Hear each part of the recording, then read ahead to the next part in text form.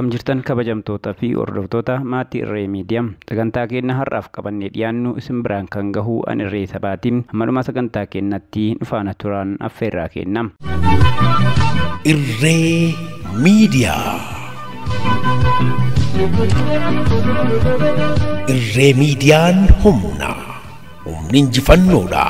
Kan itti dubbattan, kan daawwattan, YouTube irratti subscribe godha, daawwadha. Like godha, waliifis dabarsuudhaan share waliif godha.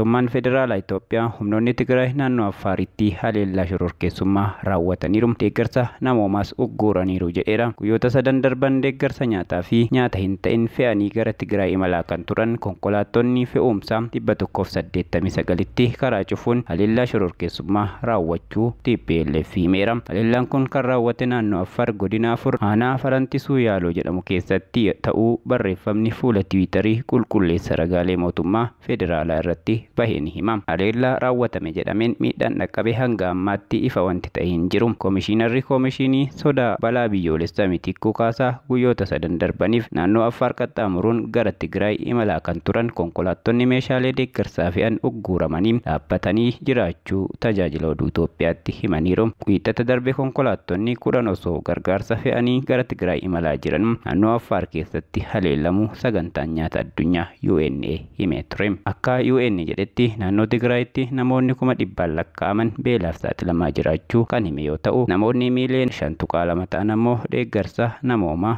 fedhu jedheera. Haleellaan kun carraaqqii deeggarsa namoomaa dhaqqabsiisuuf taasifamu ulfaataa taasisa jechuun kan dubbate immoo WPF'dha. Waraanni ji'oota 8 oliif naannoo Tigraay keessa ture gara naannoo Reewollaatti babal'achaa jiraachuu akka isaan yaaddesse biyyoonni lixaa ibsaniiru. Sanbata darbe humnoonni mootummaa federaalaaf amanamoo ta'anii fi humnoonni TPLF naannoo Affaar keessatti wal haleeluu aanga'oonni gama lamaaniinuu himaniiru. Mootummaan naannoo Affaar humnoonni Tigraay horsiisee bultoota naannichaa irratti haleellaa raawwataa jira jedheera. Finciltoonni Tigraay ammoo haleellaan naannoo Affaar keessatti raawwatan humna addaa Oromiyaa deeggarsa humna mootummaa federaalaaf dhufe bittinneessuuf akka ta'e dubbataniiru. Haleellaa daanga'eedha jechuun AFP'tti kan himan dubbii himan TPLF obbo Geetaachoo Raddaa tarkaanficha kan fudhanne humnoonni kunneen Oromiyaatti akka deebi'an gochuu fi sana gochuu dandeenya irra jedhanii turani. Mootummaan federaalaa labsii dhukaasa dhaabuu gamtokkee labsuu hordofee humnoonni TPLF naannolee lixaa fi kibba Tigraay deebisanii qabachuuf jecha lola itti fufaniiru. Kana hordofees waamicha naannoon Amaaraa fi muummichi ministeeraa Abiyyi dabalatee qondaaltonni naannoo mootummaa federaalaa fi raayyaa ittisa biyyaa dhiyeessaniin naannoleen humna addaa isaanii garas erganiiru. Hirmaannaan humnoota addaa naannolee adeemsa waraanaa baatiilee 8 oliif deemaa jiru keessatti boqonnaa haaraa bana jedhaniiru. Godina Shawaa Bahaa aanaa Fantaallee fi naannoo Amaaraatti aanaa Minjaar Shonkoraa daangaa waliin qaban irratti yeroo hedduu wal dhibdeen ni uumama. Horsiisee bultoonni Karrayyuu waggaa waggaan lafti keenya ni fudhatama jechuun himataniiru. Godina Shawaa Bahaa aanaa Fantaallee fi naannoo Amaaraatti aanaa Minjaar Shonkoraa daangaa waliin qaban irratti yeroo hedduu wal dhibdeen ni uumama. Rakkoon naannolee lamaan gidduutti uumamu lafa dheedumsaa fi horsiisa beelladaatiin wal qabatee bu'uurri isaa garuu lafa babal'ifannaadha jechuun jiraattonni aanaa Fantaallee ni dubbatu. Jiraataa naannichaa kan ta'e obbo Ibraahim Rooba lafti Oromoota Karrayyuu dhiibamuu kan jalqabe bara 2003 irraa eegaleetti jedheera. Lafa amma naannoo Amaaraa wajjin irratti wal dhabnu kana sirriittan beeka jechuun achitti dhalate akka guddates ni hima. Gaara Gaalaa, Dugda Daalachaa, Markaa Jiloo, Gaara Cobaa fi daandii aspaaltii gara Jibuutii geessu irraa immoo ganda Xuuxxuutti qabatanii jiru jechuun dubbateera. Daandii aspaaltii guddicha irratti magaalaa Awuraa Godaanaa jedhamtu hundeessuun taappellaa naannoo Amaaraa ta'uu ibsu manneen barnootaa fi waajjiraalee banachuus dargaggoon kun himeera. Lafti Karrayyuu babal'ifannaadhaaf fudhatame hangana kan jedhamee beekamu miti. Lafa jiraa kan Karrayyuu hundaattu fudhatame. Karrayyuun lafa isaa tiksuuf aarsaa kaffalaa jira. Duuti namaatuu amma nu biratti haaraa miti. Ganamaa galgala namni ni du'a. Uummanni Karrayyuu karaa hedduudhaan dhiibamaa jira jechuun dubbateera. Oromoonni Karrayyuu miidiyaalee isaaniif dubbatu akkasumas nama baratee sagalee isaaniif ta'u hedduu baanullee dhabuun aarsaa humna olii isaan akka baasisaa jiru dubbataniiru. Lafa weeraraan qabamu kanarrattis bifa qindaa'een dhalattoonni naannoo Amaaraa qubsiifamaa jiraachuu himataniiru. Hanga ammaatti lafti Karrayyuu fudhatamee sirriitti beekamuu baatus tilmaama kiyyaan hanga kiiloomeetira 45 kan ta'u lafti keenya fudhatameera kan jedhu namni kun warra kana mootummaa naannoo Amaaraattu gurmeessee bifa qindaa'een qubsiisaa jira. Kanaaf immoo chaappaan isaanii ragaa qabatamaa ta'e of harkaa qabna jedheera. Nama kanatti jiraataan deebeettii kan ta'an obbo Fantaallee Bulgaa gama isaaniin lolli daangaa naannoo Amaaraa wajjin jiru dhimma margaa fi bishaanirraa gara daangaa babal'ifachuutti ceehee jira jedhaniiru. Lafti Karrayyuu akka malee saamamaa jira. Humnaan fudhatanii qotatu. Horiin illee ni saamama. Lubbuun namaa darbaa jira. Haala ammaa kanaan itti fufnaan lafti Karrayyuu kun guutumatti fudhatamuun isaa waan oolu miti jedheera. Rakkoon lafa Oromoota Karrayyuu kun ammoo ulfaatina isaaniitti uummanni Oromoos ta'e mootummaanis nuuf hubatee hin jiru jechuun dubbataniiru. Manaan Fantaallee kun ganda 18 qabdi. Uummanni Oromoo ammoo bal'aadha. Waan aanaa Fantaallee kana namni nuuf hubataa jiru hin jiru. Gama Amaaraatiinis gama Affaariinis daangaarra jirra. Gama lamaaninuu lafti saamamaa jira. Uummanni Oromoo qubanuu qabaachuu qaba jedhaniiru. Bara baraan isa bara darbee qabatan mirkaneeffatanii qotachaa baran ammoo haaraa achis nu dhiibu. Waggaa waggaadhaan nuttuma siqa malee kan achi deebi'u hin jiru jechuun haala jiru ibsaniiru. Jiraattonni naannichaa lola daangaa irratti mudatu irratti kan walitti dhukaasan qonnaan bultoota osoo hin taane humna addaa fi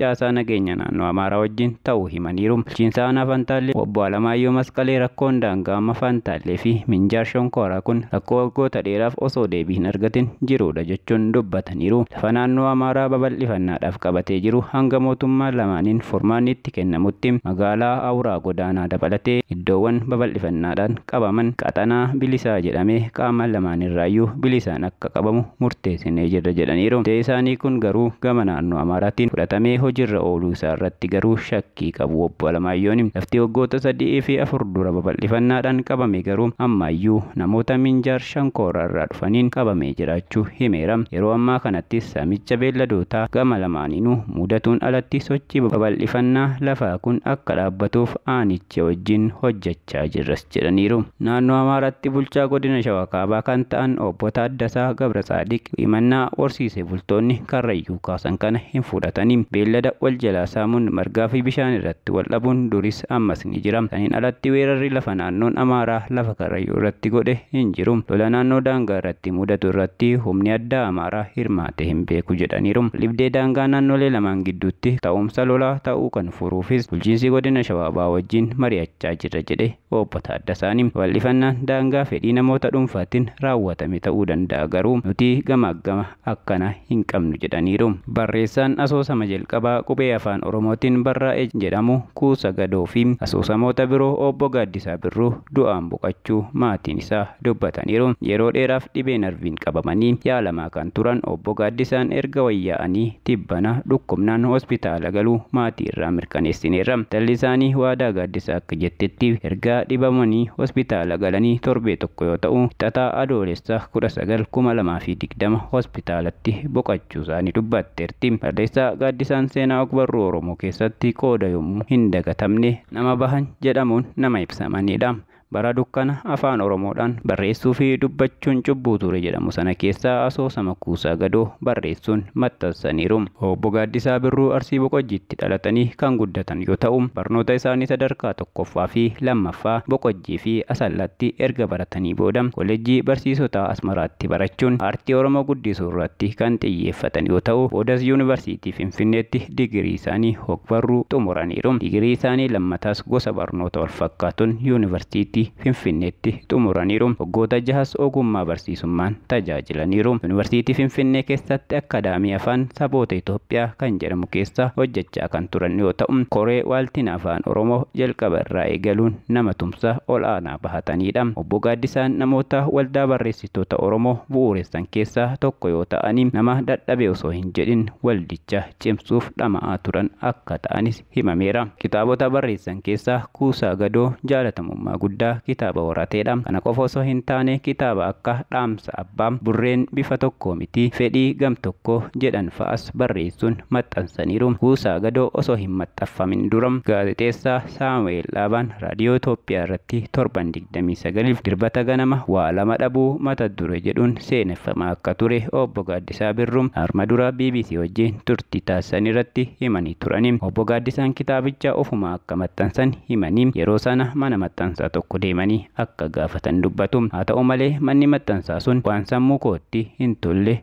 dubbatanii afaan Oromoo hin maxxansinu, jalqaba gara afaan Amaaraatti jijjiirnaa jedhan jechuun dubbataniiru. Anis baay'ee aaree dideen afaan Oromoodhaan ofumaa koo maxxansiisee baase jedhaniiru. Kitaabichi erga maxxanee gabaarra ooles qormaanni guddaan akka isaan mudataa ture kan himan obbo Gaaddisaan namoonni kitaaba qubeen barraa'e qabatanii deemuuf iyyuu ni sodaatu jedhanii turaniiru. Hiriyyaa koo tokkotu bakka hojii koo dhufee kitaaba maxxansite jedhan mee naaf kenni naan jedhe. Anis tole jedheen waa itti naaf marina jedhe. Inni nama guddaa fi beekamaadha. Waa itti naaf mari jechuun isaa kitaabicha irraa qubeen waan mul'atuuf akkan argamneefidha. Ani immoo baay'ee waan itti boonuuf akkamitti akkas naan jedha jedhee aarus ta'een gaazexaa kutee itti maree kenneef jechuun turtii osoo lubbuun jiran BBC wajjin turan irratti haasa'aniiru. Kabajamtoota hordoftoota maatii Irree Miidiyaa, sagantaan har'aaf qabannee isiniif dhiyaanne kana fakkaata. Sagantaa birootiin hanga walitti deebinutti nagaan nuuf tura.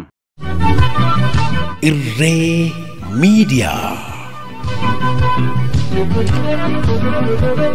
Irree Miidiyaan humna injifannoodha.